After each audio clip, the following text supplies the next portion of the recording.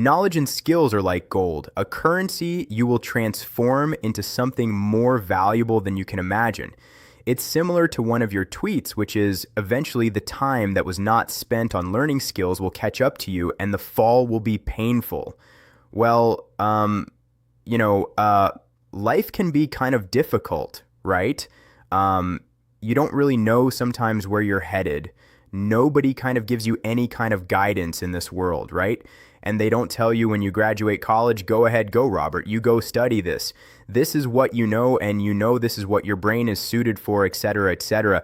You have to find your own path. And so for me personally, I spent years in the wilderness. So I'm going to give this a personal spin because I think that helps a little bit because what I can answer it inside my own body here.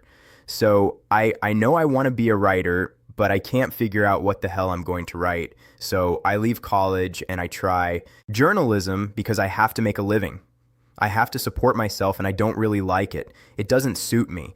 He writes an article and then a week later it's forgotten. Nobody reads about it.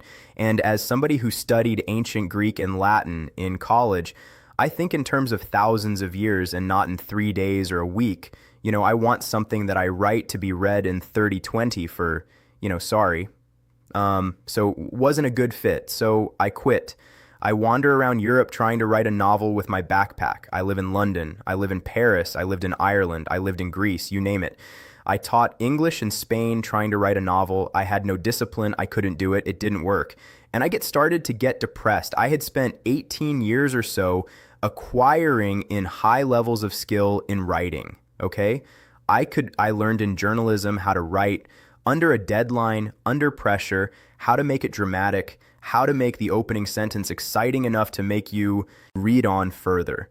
Trying to write novels taught me about creating stories, which is a huge part of my writing. Working in Hollywood, I learned how to research, which is a huge element. And then the theatrical element, making things dramatic, also story. Okay, all of that time, slowly by slowly, brick by brick, I had developed real level skill.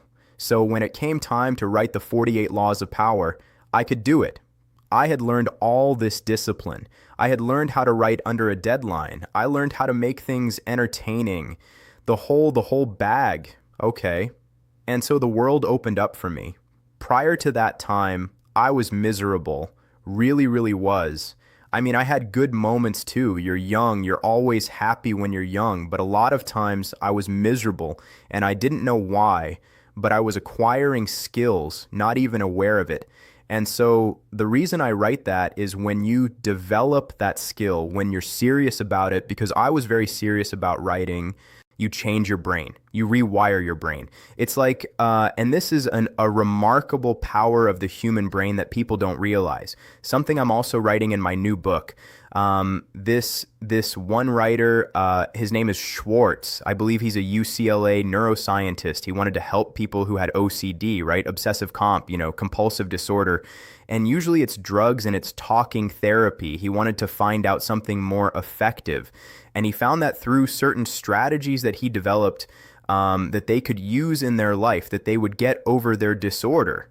And the point isn't what the strategies were. Point was he did brain scans, and through the strategies that he gave them to do, which I can't remember right now, the brain scans show that they change the brain.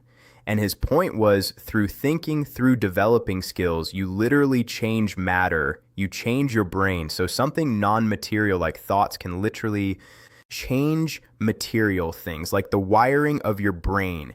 You learn skills. You're changing your brain. You're changing the matter of your brain. Things are connecting that weren't connected before. And slowly, if you do it, if you're serious enough, a point will be reached, like it was reached in my life, where either you will start a business or someone will ask you to do something like write a book or make a film. And the world will open up for you and you'll be able to do it because you've laid the ground. You've laid the soil. Everything is there. It's rich. And now something great, amazing will sprout up out of it. When you have no talents and you have no skill, life is a series of endless confusion. You hit this road, you go here, then something else, you go here, then you go here, you end up in a circle and you don't know where the fell you are. When you've got skills, zoom. You know where to go. It's not zoom, it's more like but your head somewhere. Yeah. It's not, yeah, I don't know if we're being filmed, but so yeah. So that's my answer to your question. If you believe as if you are confident, as if you are powerful, it will tend to be read that way, right? And so like he had the analogy, if you smile, even though you don't feel like smiling, you'll end up kind of maybe feeling kind of happy.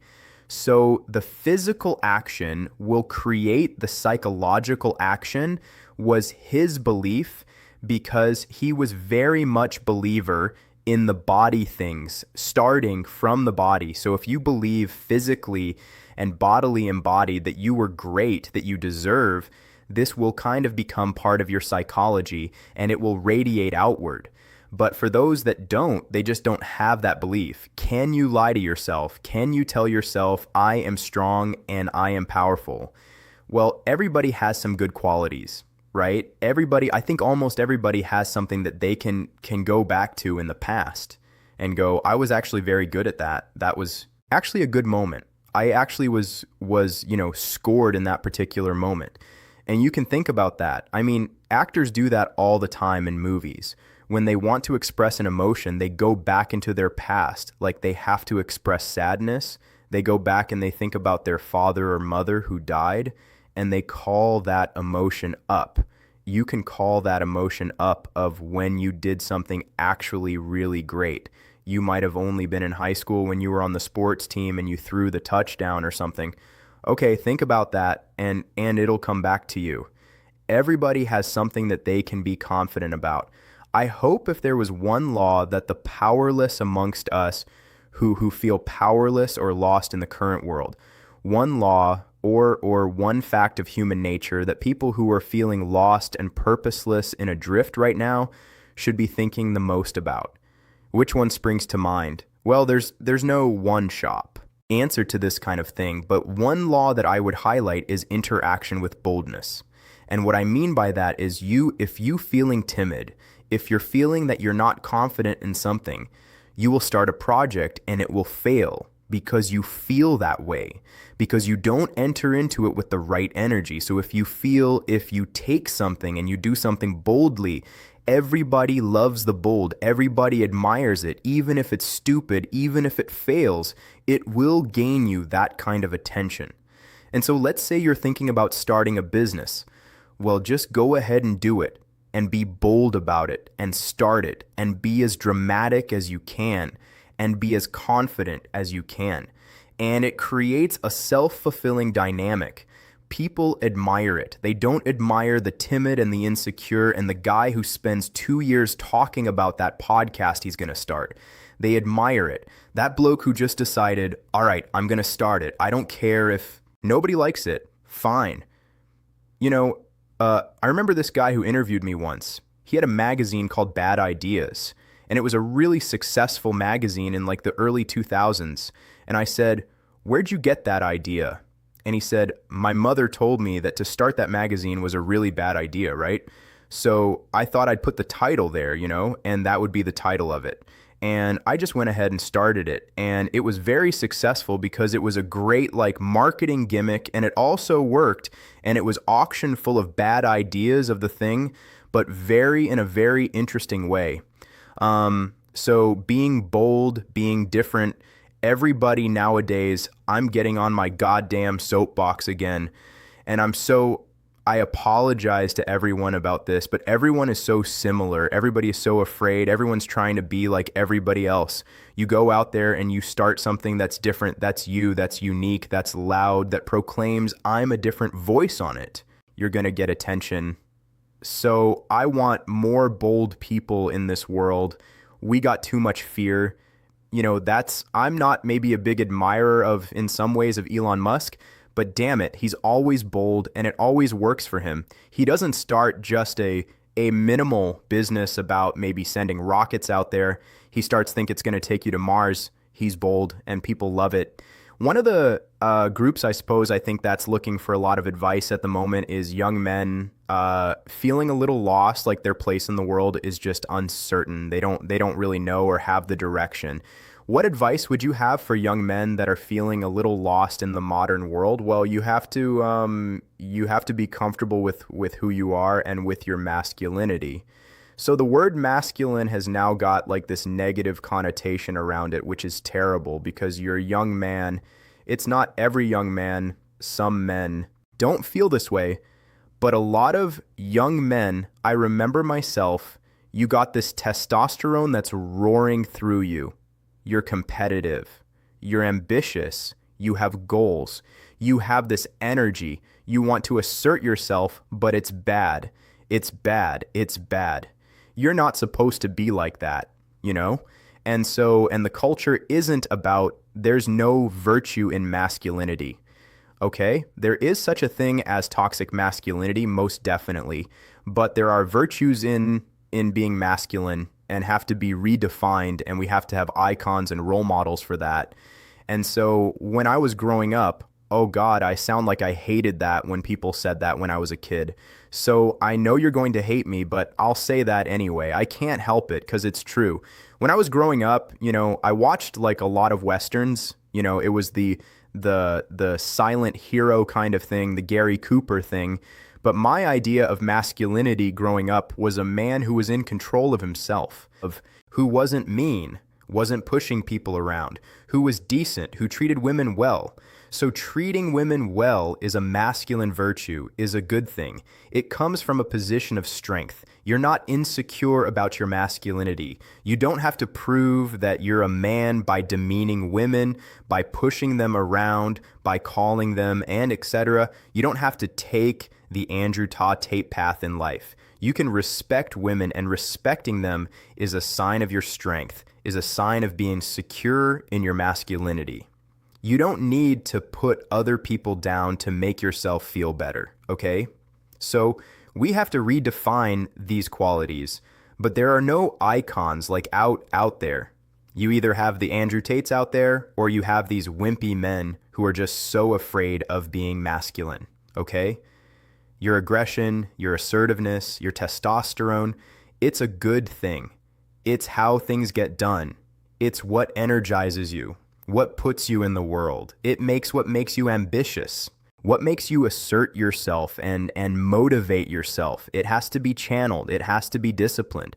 But you have to see, we were talking about our people-pleasing things and how you reframe it. You have to see who you are and see the virtue in it and see the power in that. And it's a cultural problem because men are very confused. I didn't have that confusion when I was growing up. So now it's very difficult because you're being told that all these things that you feel naturally are negative. They're only negative if you can't control them. So self-control is a very masculine quality. You're able to control yourself. You're able to control your passions. You're able to not talk too much if you don't need to talk too much. I'm not saying that women don't have that. The opposite is wrong. These are things that men naturally have because of their biology. And I'm sorry, I do believe in these things, but they're good. They're just how you use them that can be bad. And so I just wish there were more positive role models out there. I know I could be a real bastard. I'm very competitive. When I play games, I like to win. And I can be a little bit mean about it, okay? I mean, I'm a pleaser, but I like winning. I channeled all of my aggression, all of that testosterone. I'm not saying I have more than anyone. I just have normal amounts. I poured into my books. I poured that edge, that aggression, that like, damn you, I don't really like you. I don't like the world. Into the 48 laws of power, into here's how how people manipulate. These are how people can be bad and cruel. And damn it, I'm going to get out all my aggression by exposing it and showing it and being as real and direct. I channel it into something as opposed to hurting other people kind of thing. So finding ways to channel your aggressive tendencies is a positive way of being a man. You have to find whatever that is. Sports is a great example, but there are other things as well. It feels a lot like alchemy in a way.